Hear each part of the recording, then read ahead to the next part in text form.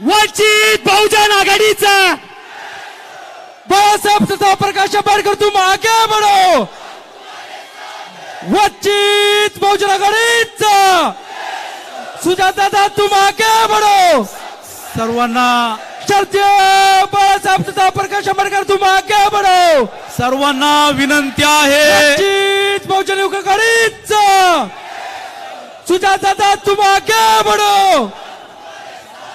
वंचित बहुजन आघाडीचा सर्वांना विनंती आहे.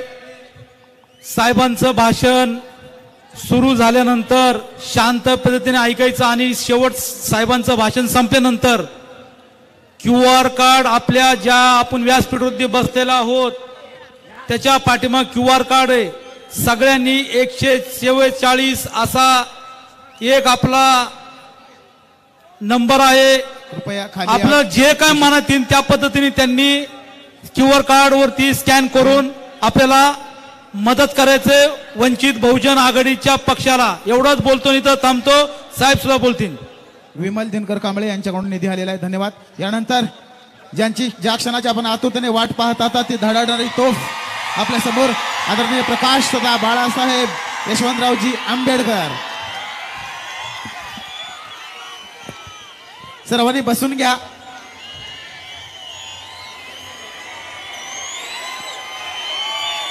पक्षाच्या अध्यक्षा रेखाताई ठाकूर,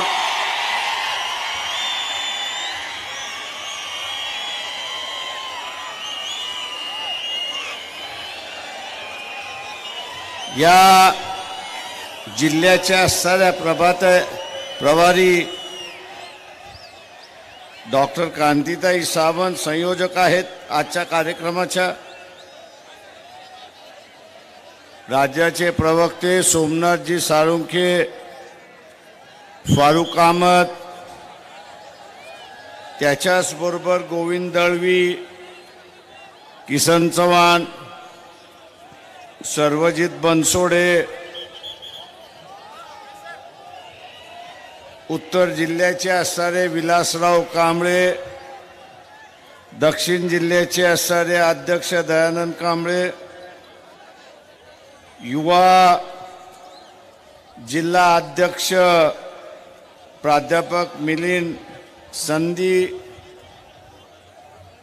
महासचिव उत्तर सिद्धार्थ कांबळे, पुंडलिक कांबळे, महादेव कांबळे, महादेव कुंभार, आकाश कांबळे, प्रकाश कांबळे, संतोष कुळकुडे, प्रमोद कदम, विजय कांबळे, चिंतरंजन कांबळे, राजाराम महागळे, ॲडव्होकेट महेश कांबळे, वैशाली कांबळे, सन्माननीय व्यासपीठ, उपस्थित बंधूंनो आणि भगिनींनो,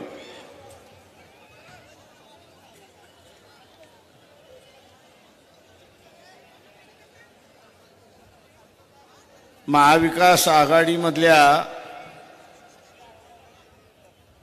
चर्चेच्या संदर्भात मी आपल्यासमोर या ठिकाणी बोलणार नाही.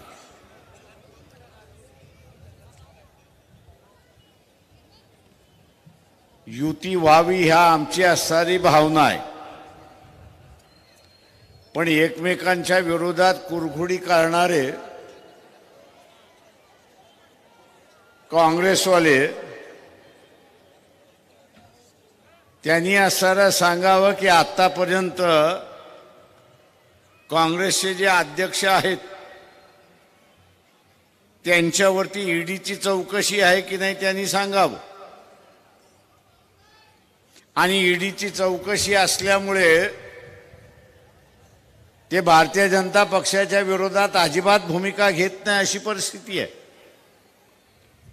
आणि आज ते आपल्याला शहाणपणा करायला निघाले की तुम्ही बीजेपीवरला मदत करणार आहात. अरे नालायकांनो, तुम्ही इलेक्शन लढू नका, आम्ही बीजेपीला झोपवल्याशिवाय राहणार नाही हे लक्षात घ्या.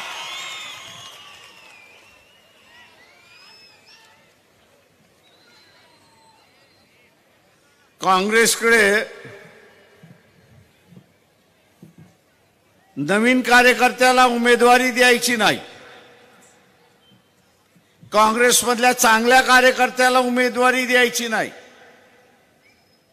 जो जिंकून येईल त्याला उमेदवारी द्यायची नाही, पण घराणेशाही पोसत राहायचं असंच कारण त्या ठिकाणी दिसतंय. आणि त्याचाच नेमका फायदा हा नरेंद्र मोदी घेतो आणि म्हणतो की आपल्याला लोकशाही आणायची आहे, घराणेशाही आणायची. आणि मोदी असं म्हणतो की आपल्याला लोकशाही आणायची आहे, घराणे आणायची नाही. आणि म्हणून तो काय म्हणतो की या देशातली जनता हेच माझं परिवार आहे, अशी परिस्थिती. मोदीजी, तुमचं म्हणणं बरोबर आहे की देशातला माणूस हा तुमचा परिवार आहे, पण त्याच्यातला एक माणूस अधिक महत्वाचा आहे हे आपण असताना लक्षात घ्या. इलेक्शनच्या दरम्यान रेखाताईंनी उल्लेख केला की एक ॲफिडेव्हिट दाखल करावं लागतं आणि त्या ॲफिडेव्हिटमध्ये तुमच्यावरती क्रिमिनल केसेस आहेत की नाही आणि असतील तर कुठल्या आहेत ते त्याच्यामध्ये सांगावं लागतं. त्या ॲफिडेव्हिटमध्ये एक अजून कॉलम आहे आणि तो कॉलम असा आहे, तुमचं लग्न झालं की नाही एवढं सांग. आणि तुमचं लग्न झालं असेल तर तुमच्या बायकोचं नाव लिहा. त्याच्या खाली ती मेली आहे की जिवंत आहे असंही तिथे लिहावं लागतं. या कॉलम मध्ये मोदींनी असं लिहिलं की माझं लग्न झालेलं आहे, माझी बायको जिवंत आहे. खरं बोलला तो, खोटं नाही बोलला. मोदीजी खरं बोलले. मोदीजीने आम्ही असताना म्हणतो की या विशेष माणसाला तुमच्या बरोबर ठेवा आणि तुमचं कुटुंब चालवा, मग आम्ही म्हणू की आम्ही तुमच्या कुटुंबाचे सदस्य आहोत.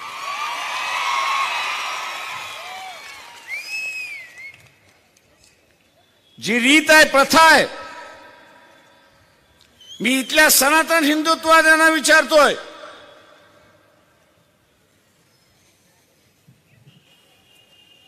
की इथे असणाऱ्या कुटुंब व्यवस्थेची मांडणी केलेली आहे की नाही.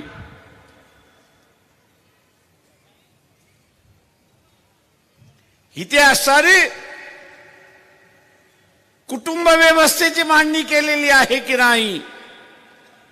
तुम्ही सगळ्यांना हिंदू धर्म शिकवायला सांगता, संस्कृती शिकवायला सांगता.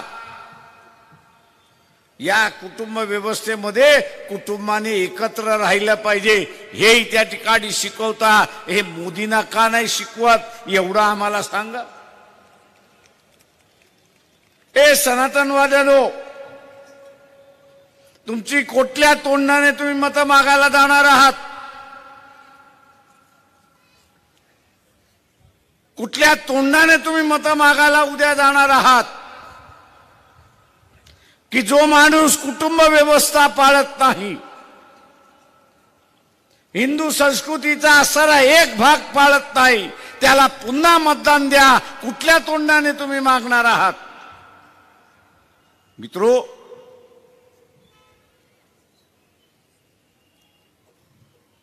यांचं बोलणं एक आणि यांचं वागणं एक हे लक्षात घ्या. यांचं बोलणं एक आणि वागणं एक अशी असणारी परिस्थिती आहे. मी इथल्या तमाम आणि काँग्रेसवाल्यांना मी सुचवलं,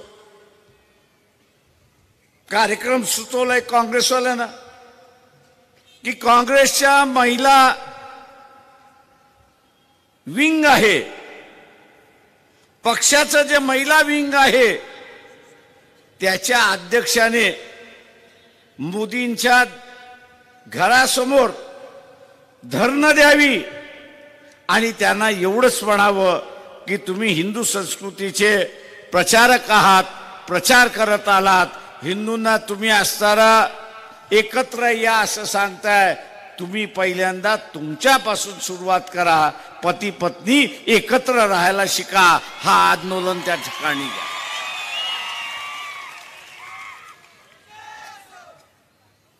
जे काँग्रेसवाले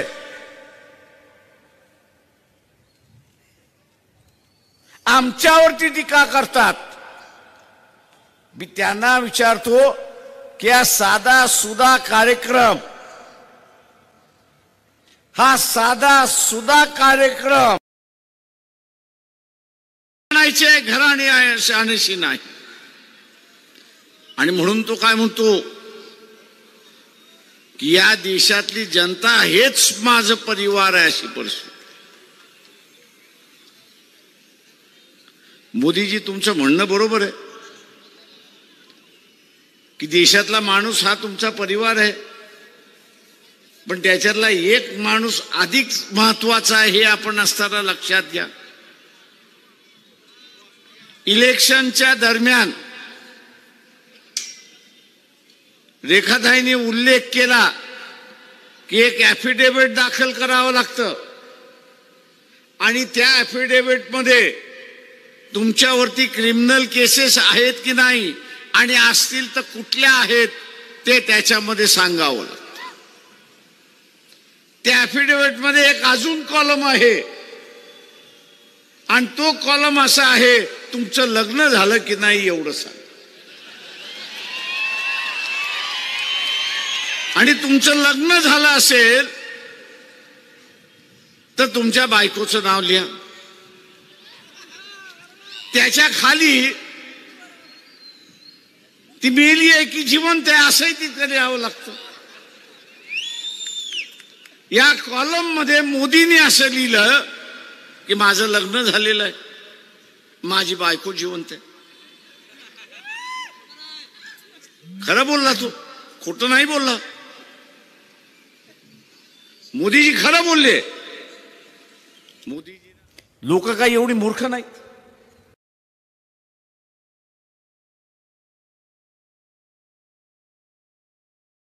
कुटुंबाचे सदस्य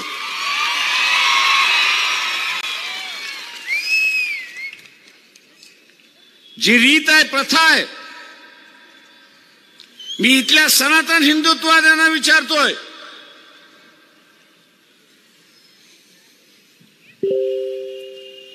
की इथे असणाऱ्या कुटुंब व्यवस्थेची मांडणी केलेली आहे की नाही. त्या विरोधात लढायचं असेल, तुमच्या यात्रेमधला असणारा संदेश काय आहे? चातुर्वर्ण्याच्या विरोधातला संदेश, समतेच्या बाजूचा असणारा संदेश, शेतकऱ्यांच्या बाजूचा असणारा संदेश आहे. एक लाट उभी करण्याची संधी, एक लाट उभी करण्याची संधी त्या ठिकाणी आली होती, ती सोडून द्यायचं आणि जे मोदीच्या विरोधात लढतात आहेत त्यांच्याबद्दल शंका निर्माण करायच्या. एक तर मुख्यमंत्री तुमचा गेला, दुसरा मुख्यमंत्री राहिला आहे, त्याला सुद्धा अजेंडा देण्यात आलेला आहे. काय अजेंडा? ते एकीमध्ये बिघाड कर. सांगण्यात आलेला एकीमध्ये बिघाड कर. तू एकीमध्ये बिघाड केलास तर मे जून मध्ये कुठला तरी गव्हर्नर म्हणून त्या ठिकाणी जाशील. काँग्रेसमध्ये असे बरेच सुपारी बहादूर आहेत हे आपण लक्षात घ्या.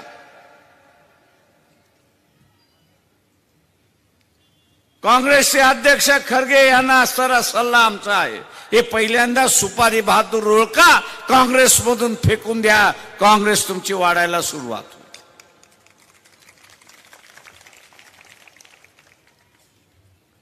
पण या सुपारी बहादुरांना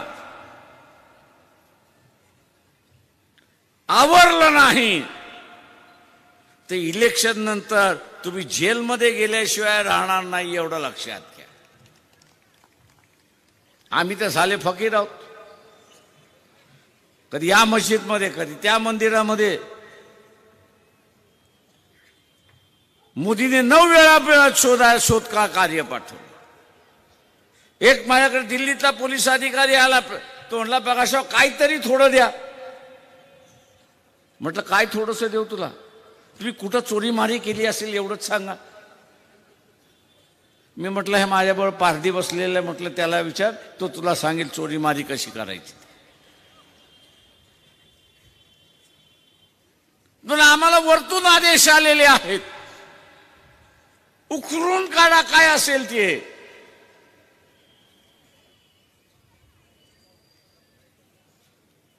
अरे म्हटलं माझ्याकडे आहे नाही तर तुला काय उकरून देऊ. म्हटलं माझी चळवळ मी चालवत नाही, लोक चालवतात. या सभेला आलेली लोक म्हटलं होतं लोकच स्वतः येतात. आलेल्या कोणीतरी स्टेज बांधून देतो, कोणीतरी माईक देतो, कोणीतरी पोस्टर काढतं, कोणीतरी फ्लेक्स काढतं. अशा रीतीने आमची चळवळ चाललेली आहे. आणि तुला का कुठून देऊ. तो म्हटला माझी नोकरी जाईल. म्हटलं ये माझ्याकडे जागा खाली आहे.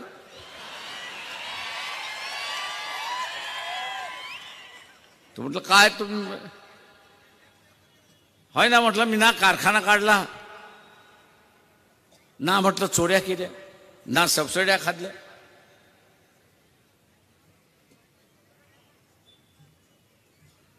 आणि म्हणून काँग्रेसवाल्यांना सांगतो थाटपणे, आम्ही असणारा मोदीला पाहिजे ते बोलू शकतो.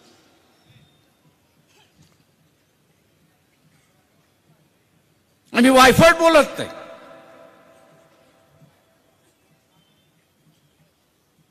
चुकीचं काही बोलत नाही.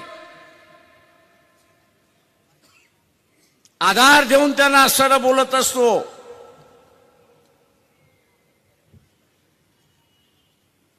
मोदीच्या ह्या सरकारने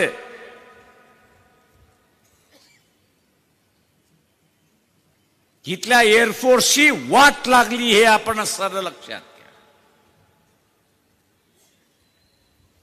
मनमोहन सिंगच्या कालावधीमध्ये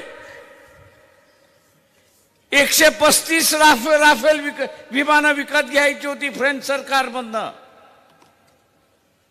आणि आपण मध्यंतरी बातमी ऐकली असेल की रशियाकडून आलेले MiG-21 आता यापुढे चालणार नाही, त्यांचं आयुष्य संपलेलं आहे. ए सनातनवाद्यांनो, मी तुम्हाला विचारतो किती राफेल आले एवढं सांग. आणि किती पाहिजे होते तेही लोकांना सांग. एअरफोर्सचं एक स्क्वॉड्रन उभं करायचं असेल तर 135 फायटर जेट्स त्या ठिकाणी लागतात. 135 लागतात. आणले किती? 35. 100 आहेत कुठे? तर मोदींनी त्यावेळेस सांगितलं की हा अंबानी, अनिल अंबानी आहे, तो आपल्याला आणून देईल. 10 वर्ष होत आले. मोदी पहिल्यांदा सांग की उरलेले 100 विमानं येणार कधी. आणि ते एअरफोर्स वाले त्याची वाट बघतात. हा जो खोकला करणारा आहे, सैन्याला खोकला करणारा असणारा जो पंतप्रधान आहे, सनातनवाद्यांनो, तुम्ही या देशाचं संरक्षण कसं करणार? तलवारीचा कालखंड संपला, लाकडाचा कालखंड संपला. आता मारा हवाईतून होतो. तुमच्याकडे हवाईच नसेल तर तुम्ही काय करणार?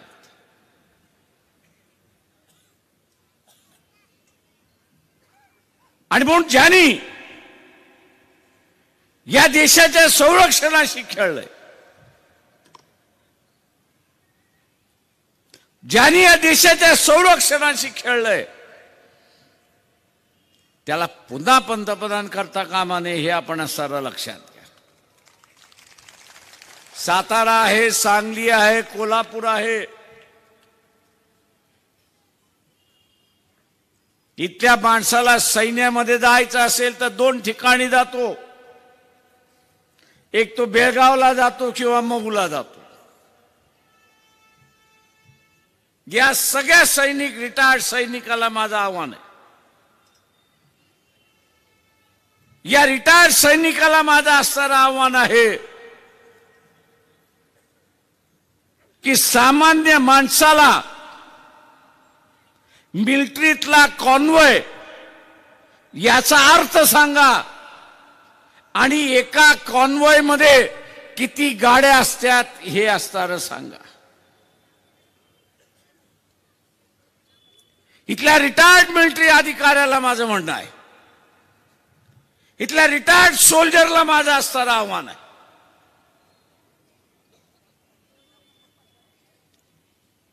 की आर्मी मध्ये असताना कॉन्वॉय मध्ये तुम्ही गेलेला आहात, ते कितीचं कॉन्वॉय असतं आणि तेवढ्याच गाड्या त्या कॉन्वॉय मध्ये का ठेवतात, याचं प्रशिक्षण सर्वसामान्य माणसाला द्या, याची माहिती सर्वसामान्य माणसाला द्या. आणि मग पुलवामा मध्ये ते का केलं नाही? उत्तर प्रदेशमध्ये आम्ही ज्यावेळेस 90 साली 80 साली फिरत होतो, संध्याकाळी 7 नंतर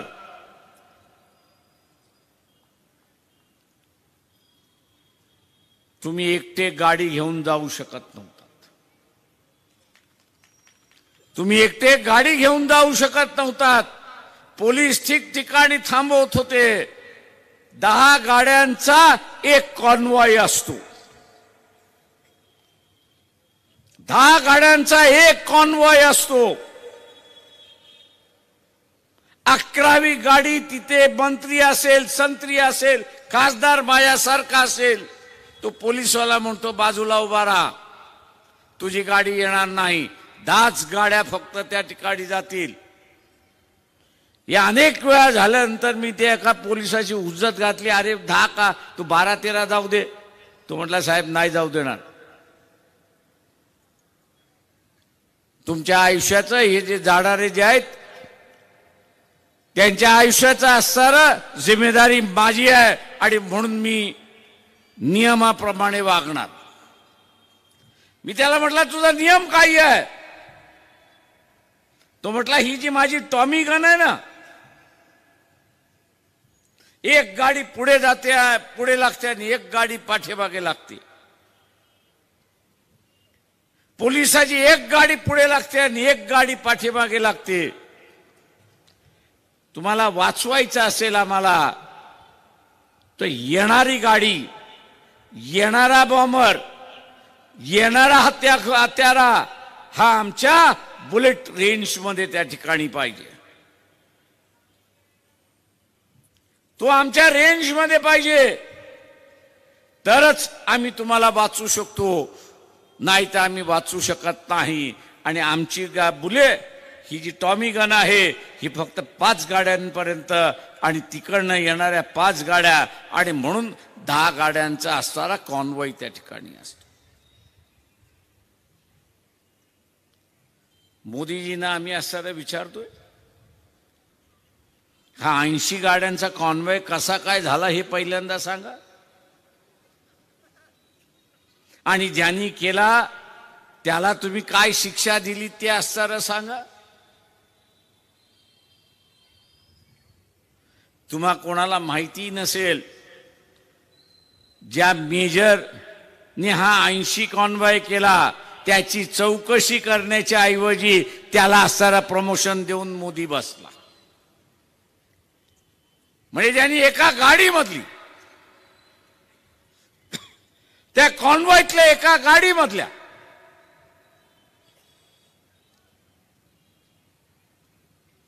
सोल्जरला मारून टाकलं, त्याची चौकशी होऊन गुन्हा निश्चित झाला पाहिजे होता.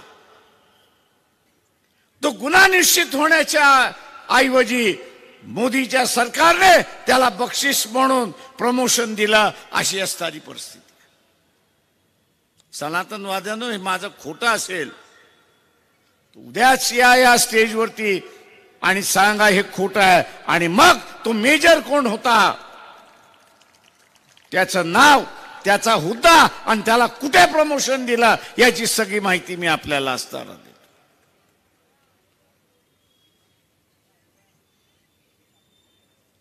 मित्रो,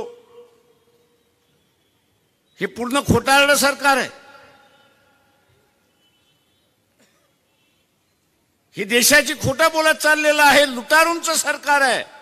याच्या सारखा लुटारू दुसरा कोणच नाही, हे आपण लक्षात घ्या. काँग्रेसवाले, तुम्हाला आवाहन करतो मी, तुम्ही भुरटे चोरात, त्या भुरट्या चोराची कबुली करा. तुम्ही भुरटे चोरात, या भुरटी चोराची कबुली करा, लोक तुम्हाला माफ करतील. लोक तुम्हाला माफ करतील. पण हा जो डाकू बसलेला आहे, सध्याचं सरकार हे डाकूंचं सरकार आहे.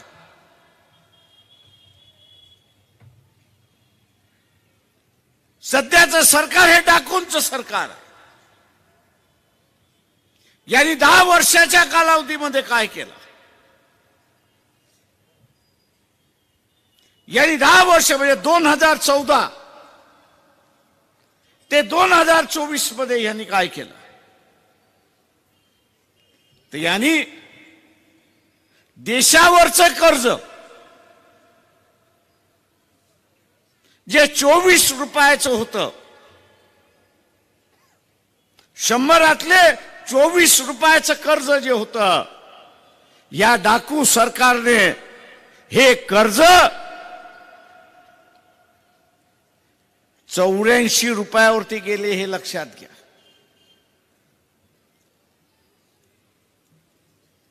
पन्नास पासून ते 2014 पर्यंत या देशावरती कर्ज 24 रुपयाचं होतं. 2014 ते 2024 या कालावधीमध्ये यांनी 24 रुपयावरनं कर्ज 84 रुपयावरती घेऊन गेले. 84 रुपयावरती घेऊन गेले. आणि जागतिक बँकेने मागच्या महिन्यामध्ये एक अहवाल दिला आणि भारताला वॉर्निंग दिली. काय वॉर्निंग दिली? दुबईला आता फक्त 16 रुपयाचं कर्ज बाकी आहे.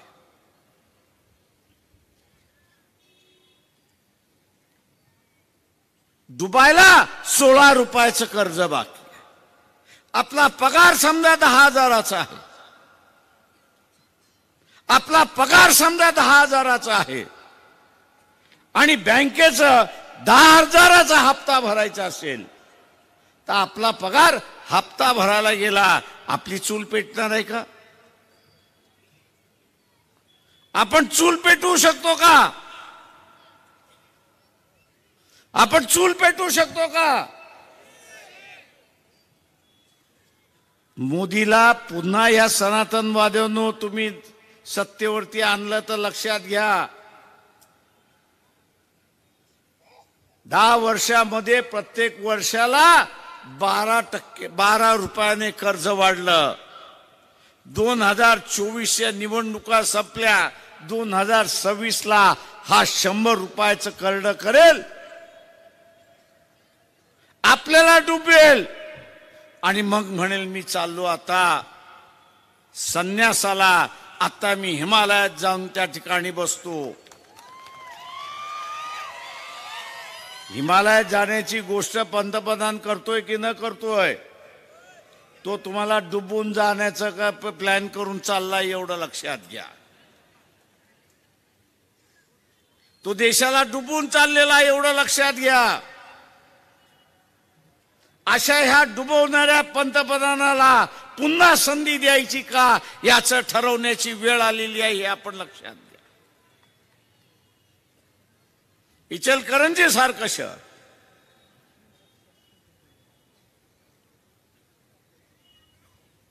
एक नावाजलेलं शहर, कपड्यासाठी नावाजलेलं शहर, हातकामासाठी नावाजलेलं शहर, शटल रूम साठी नावाजलेलं शहर, आज याची ओळख काय झाली? ते हिंदू मुसलमानाच्या दंगेची ओळख झाली. कारखाना गेला, उद्योग गेला आणि शहराच्या माथी काही पडलं तर या ठिकाणी उद्योजक शहराचं नाव पडलं दंगलीचं शहर म्हणून. अशी परिस्थिती आहे.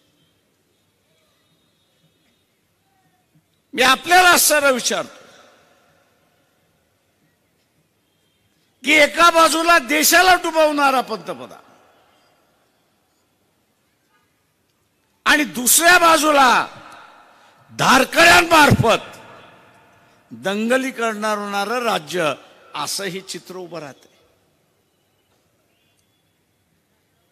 जरांगे पाटलाची असणारी SIT उभी झाली, फार चांगले झालं. त्या अधिकाऱ्याला म्हटलं तू उरलेल्या सगळ्यांची तू इन्क्वायरी सोडून दे, या ठिकाणी धारक किती आली तेवढी फक्त बघ आणि त्यांनी काय केलं तेवढं बघ. दंगली ह्या असणाऱ्या धारकांनी केलेल्या, हा माझा असणारा आरोप आहे.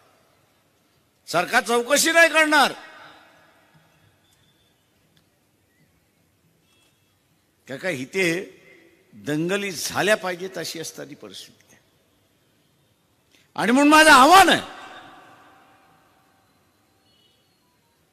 की एका बाजूला कारखानदारी बुडते, व्यवसाय बुडतोय आणि दुसऱ्या बाजूला देशावरचं कर्ज वाढत चाललंय, अशी असणारी परिस्थिती आहे.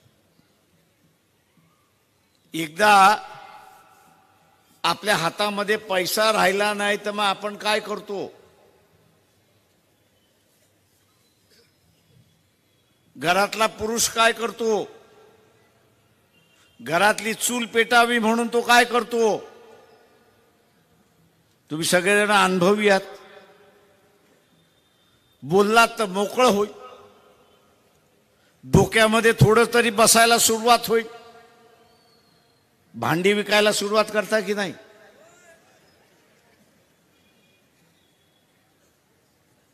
एखादा पियाला, एखादं टोप, एखादी कढई, आणि ते संपलं की मग घरातलं फर्निचर संपलं की मग घर, आणि घर संपलं तर मग कुठे? तर रस्त्यावरती.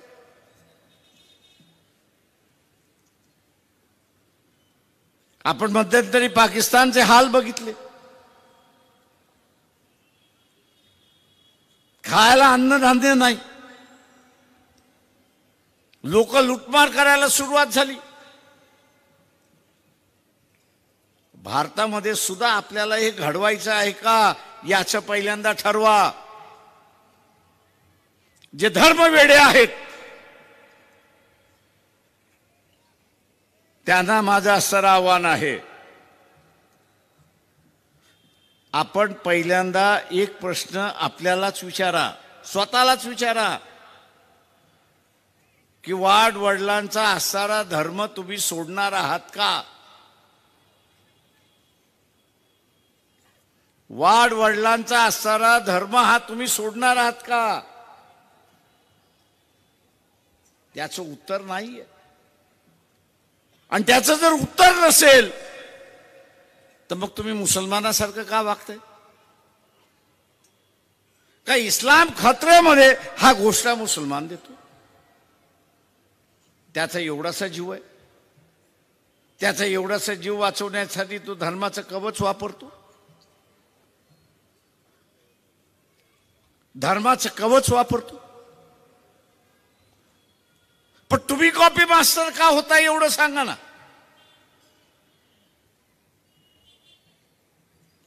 धर्म खतरे में है, आता बीजेपी आपल्याला वाचवेल. अरे कोणापासून वाचवणार?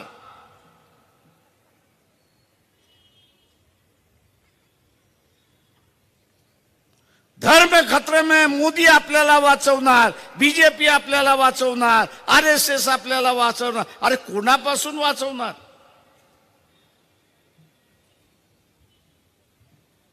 या देशाचा चीफ जस्टिस असेल, या देशाचे असणारे आर्मीचे प्रमुख असतील, या देशाचा असणारा पंतप्रधान असेल, गृहमंत्री असेल, हा आपल्याच धर्मामध्ये,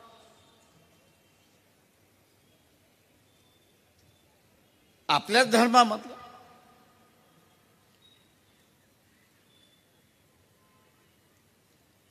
आणि मग हा जो गैरप्रचार चालला, अपप्रचार चालला, धर्माच्या नावाचे आफूची गोळी जी दिल्या जाते त्याच्यापासून सावध राहा.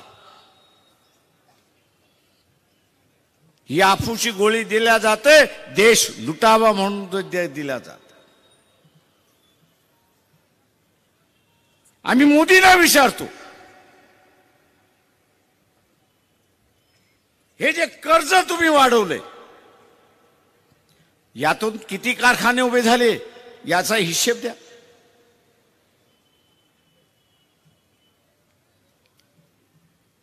याचा हिशेब द्या.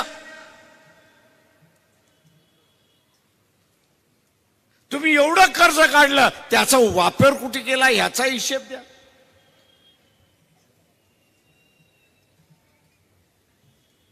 दुर्दैव आहे असं मी म्हणेन की त्या काँग्रेस पक्षाचं, की साले डरपोक नेते आहेत.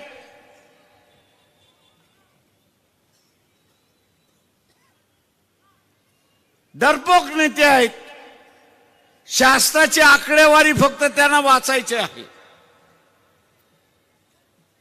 आपण मध्यंतरी बघितलं असेल की गडकरींचा असणारं रोड खातं होतं, त्याचा रिपोर्ट बाहेर पडला आणि त्या रिपोर्ट खात्यामध्ये त्यांनी सांगितलं की 1 किलोमीटर मागे 20 रुपये खाल्ल्या जात आहेत.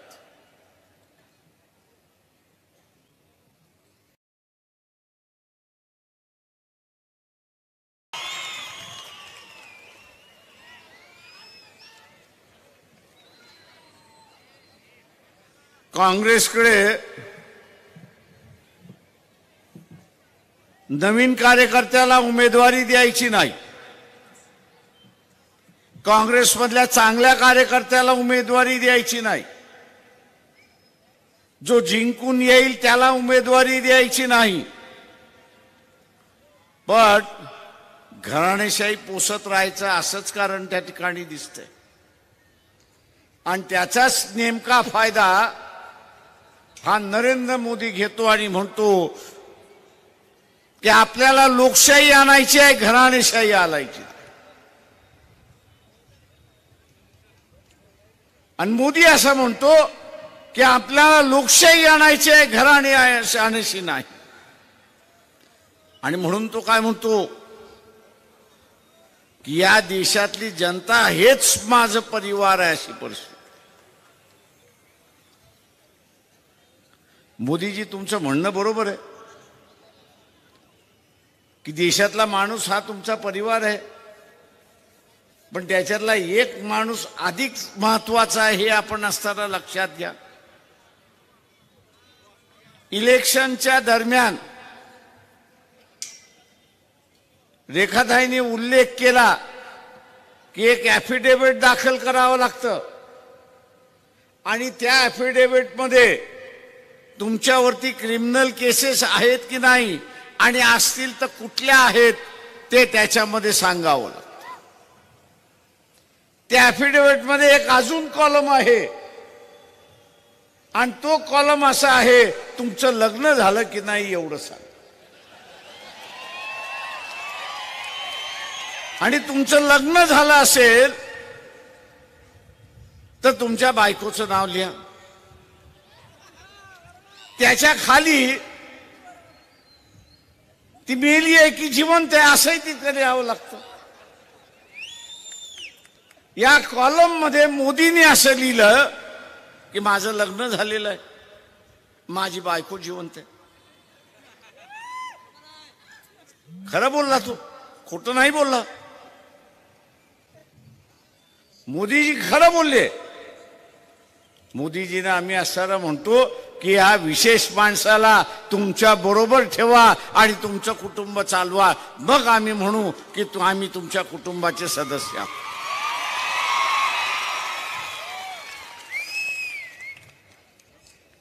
जी रीत आहे, प्रथा आहे, मी इथल्या सनातन हिंदुत्ववाद्यांना विचारतोय,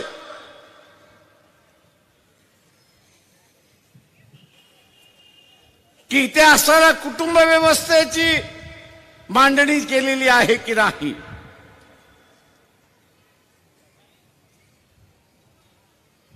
इथे असणारी कुटुंब व्यवस्थेची मांडणी केलेली आहे की नाही. तुम्ही सगळ्यांना हिंदू धर्म शिकवायला सांगता, संस्कृती शिकवायला सांगता.